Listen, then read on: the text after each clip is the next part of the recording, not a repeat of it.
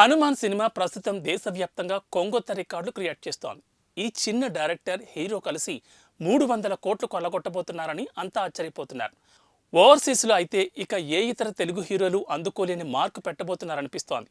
హనుమాన్ సినిమాది అసలైన విజయం అని చెప్పడానికి ఎన్నో ఉదాహరణలున్నాయి. ఇవన్నీ ఫేక్ కలెక్షన్లు కావు. ఇతర సినిమాల మాదిరిగా అబద్ధపు లెక్కని చెప్పడం లేదని చూపించడానికి ఎన్నో మార్గాలు ఉన్నాయి. ఓవర్సీస్ లెక్కను చూస్తే ఈ విషయం స్పష్టంగా అర్థమవుతుంది.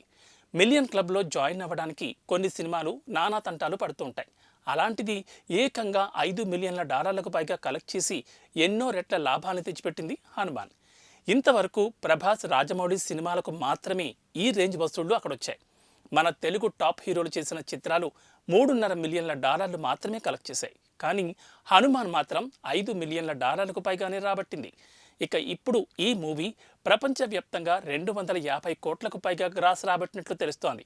అయితే చిత్ర యూనిట్ మరో రికార్డును సొంతం చేసుకోబోతోంది. ఈ చిత్రానికి 1 కోటి ఫుల్ ఫాల్స్ వచ్చాయని తెలుస్తోంది. అంటే 1 కోటి టిక్కెట్లు అధికారికంగా తెగాయని తెలుస్తోంది. ఈ లెక్కన అయోధ్యకు వారు 5 కోట్ల విరాళాన్ని ఇవ్వబోతున్నారని నెటిజన్లు అంటున్నారు. హనుమాన్కు తెగే ప్రతి టిక్కెట్లో 5 అయోధ్య రామ్ మందిర్ ట్రస్టుకు విరాళంగా ఇస్తామని ప్రకటించిన సంగతి తెలిసిందే. ఇక మొత్తానికి హనుమాన్ మాత్రం ఇప్పట్లో ఆగేలా లేదని మరోసారి స్పష్టంగా తెలుస్తోంది.